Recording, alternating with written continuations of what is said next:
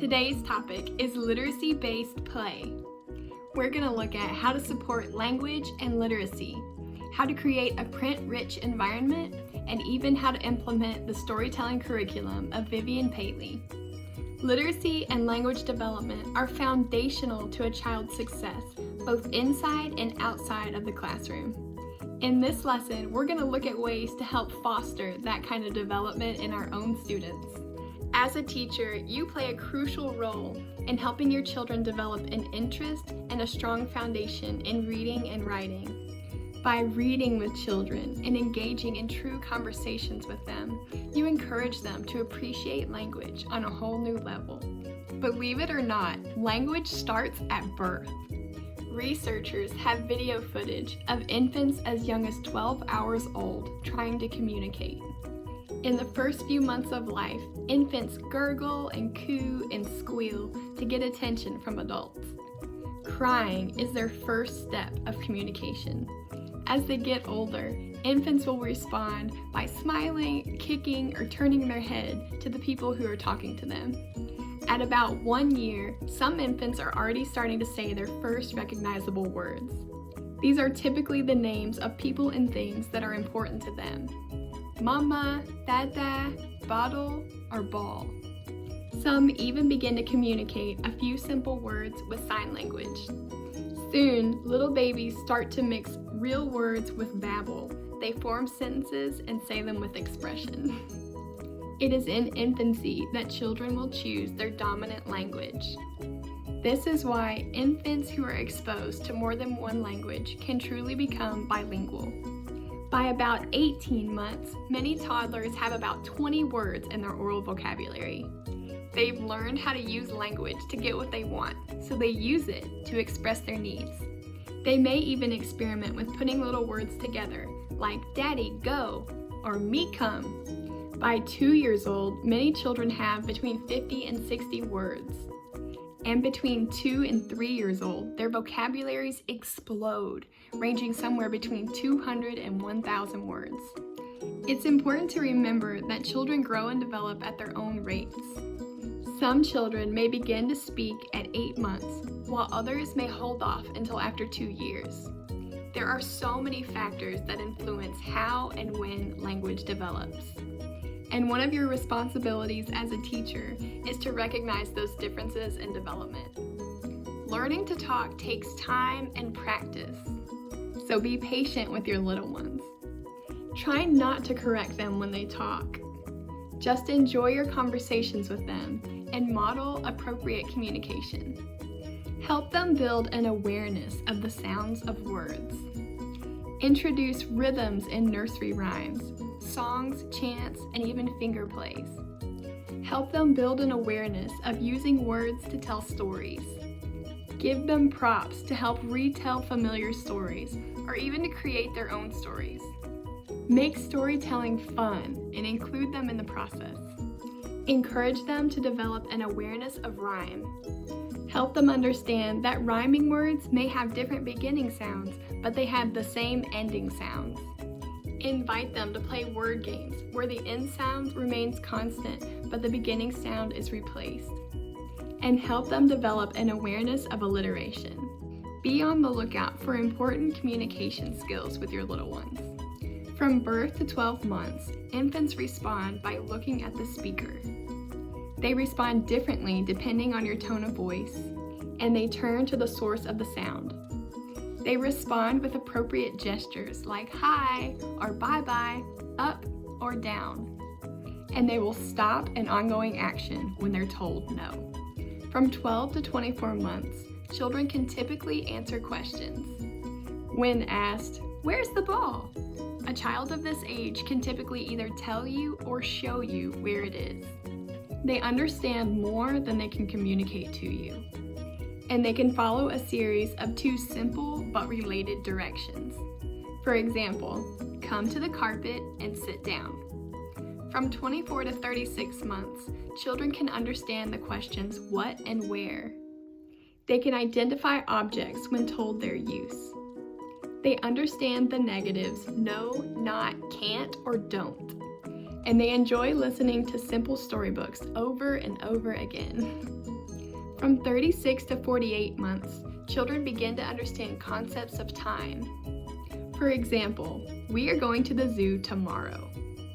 They can understand size comparisons such as big and bigger. They understand if-then relationships, and they can carry out a series of 2 to 4 related directions. For example, come in and wash your hands, sit down and eat your lunch. They also understand what you mean when you say, let's pretend. From 48 to 60 months, children can follow 3 unrelated commands and do them in the correct order. For example, finish your homework, clean your room, and take the dog for a walk. They understand comparatives like pretty, prettier, and prettiest. They listen to long stories, but often misinterpret the facts. They incorporate verbal directions into their play, and they understand the sequencing of events. For example, first we need to go to the store, then we'll get the ingredients to make the cake, and tomorrow we'll eat it. Oral language development might need a little extra support for children who are dual language learners. To help support this development in your classroom, include labels and books in both of the child's languages. Color code the labels you use for each language.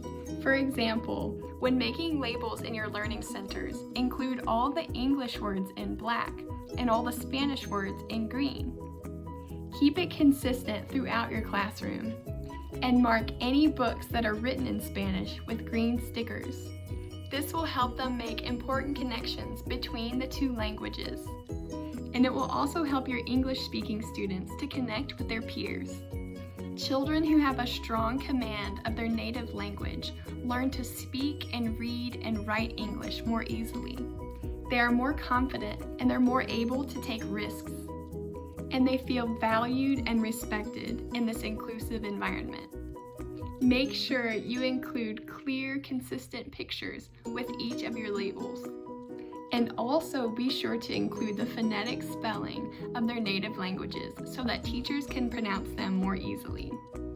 In this lesson, we're also going to take some time to look at the developmental stages of writing. Did you know that children begin to learn to write by drawing pictures?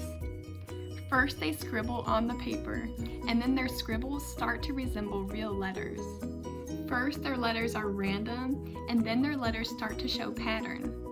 Their letters start to have name elements. Then they learn how to copy. They use inventive spelling. First, they'll write only the beginning sounds. For example, cake would be K dash dash. Then they use the beginning and the ending sounds. For example, cake would be K-K. Then they try to represent all the sounds in the word. For example, cake would be K-A-K. And then they move on to conventional spelling. Emergent writers try to combine art and letters to convey ideas. They play with writing by pretending to scribble on a piece of paper. They understand phonemic representation in writing. They start to become interested both in letters and the sounds that they make. They shift their thinking from, what does this say? To, how do I write blank? The key to fostering language development is to listen to children. Children learn to talk by being heard. So if you can't understand what a child has said, ask them to show you. My daughter is learning how to talk right now, and this is so frustrating for her. When she starts to tell me something, she immediately knows whether or not I understand. And if I don't understand, she will repeat herself over and over and over until I finally do. Give children something real to talk about. Base your conversations on real life events. Encourage conversation between children. For example, if a child comes to you and tells you a story, say, "That's really interesting. You should go tell so-and-so about that."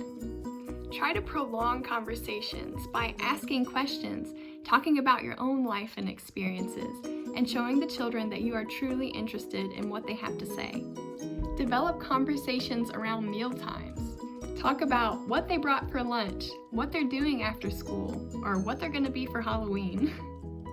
I used to start conversations with my kiddos by asking them, "What do you have in your pocket?"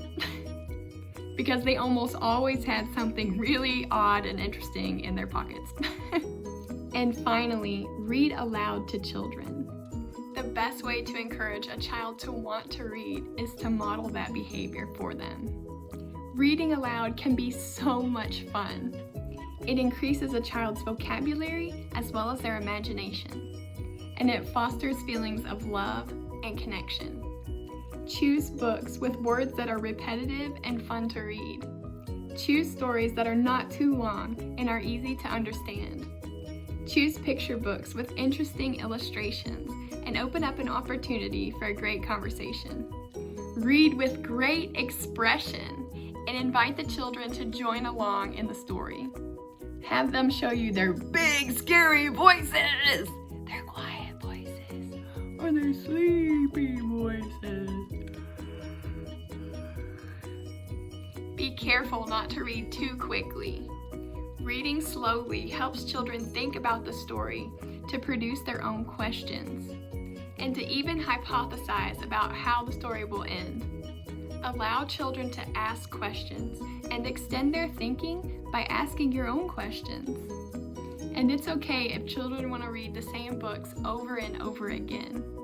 This familiarity builds their interest and their love for reading. When children are being read to, they learn important pre-reading skills. They learn how to hold a book right side up, how to turn the pages from beginning to end, and how to read from left to right, top to bottom. Vivian Gussin Paley was a teacher and a widely acclaimed author who wrote many books regarding storytelling in the classroom. She was a pioneer in the field, a keen observer of young children. Her methods have been used in classrooms across the world. She would begin by choosing a child to collect a story from. She would dictate their words verbatim, capturing every and and grammatical error. She would listen to them, truly listen to them. She would discover their hopes and their fears in the midst of their stories. She would gather students around the stage, assign roles, and act it out. Everyone applauds, and then the process begins again. In this lesson, we're going to look at ways to incorporate Vivian Paley's storytelling method, and also how to extend children's thinking through it. It is sure to become your new favorite literacy activity. And I can't wait to see you use it in the classroom.